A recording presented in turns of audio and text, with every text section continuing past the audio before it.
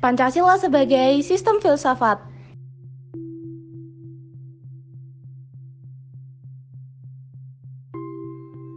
Pengertian Pancasila sebagai sistem filsafat dibagi menjadi 5, yaitu yang pertama, informal, artinya sekumpulan sikap dan kepercayaan terhadap kehidupan dan alam yang diterima secara tidak kritis. Kedua, formal, artinya suatu proses kritik atau pemikiran terhadap kepercayaan dan sikap yang dijunjung tinggi.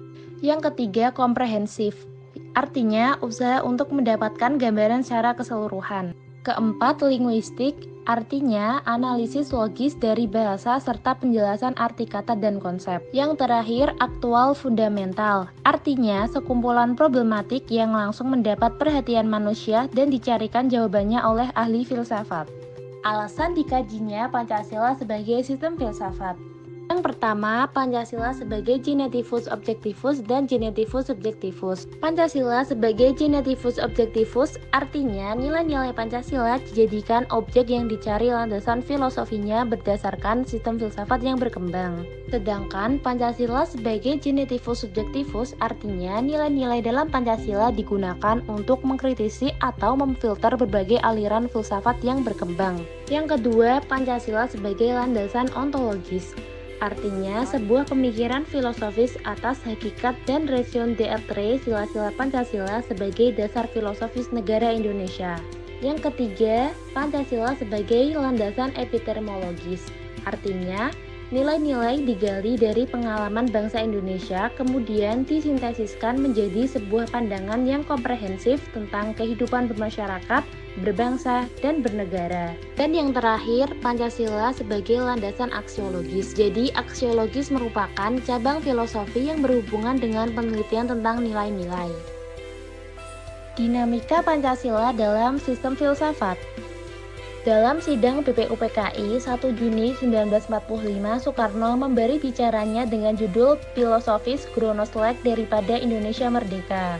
Pancasila sebagai Weltanschauung atau pandangan hidup yang bersifat praktis, artinya nilai-nilai Pancasila merupakan sesuatu yang telah ada dan berkembang di dalam masyarakat Indonesia, yang kemudian disepakati sebagai dasar filsafat negara.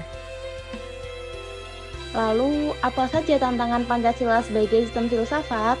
Yang pertama, kapitalisme, yaitu aliran bahwa kebebasan individual pemilik modal untuk mengembangkan usahanya dan meraih keuntungan yang sebesar-besarnya. Yang kedua, komunisme, yaitu aliran yang meyakini bahwa kepemilikan modal dikuasai oleh negara untuk kemakmuran rakyat. Esensi atau hakikat Pancasila sebagai sistem filsafat.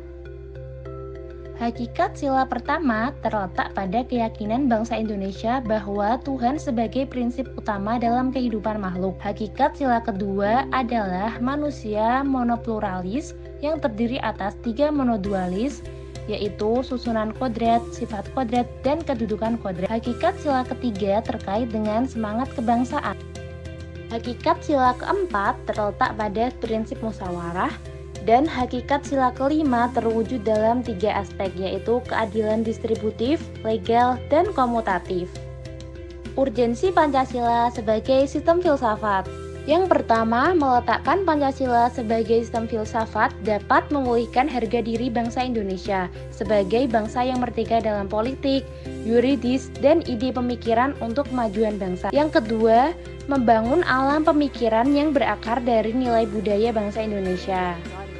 Yang ketiga, dapat menjadi dasar pijakan untuk menghadapi tantangan global. Dan yang terakhir, dapat menjadi way of life sekaligus way of thinking bagi bangsa Indonesia.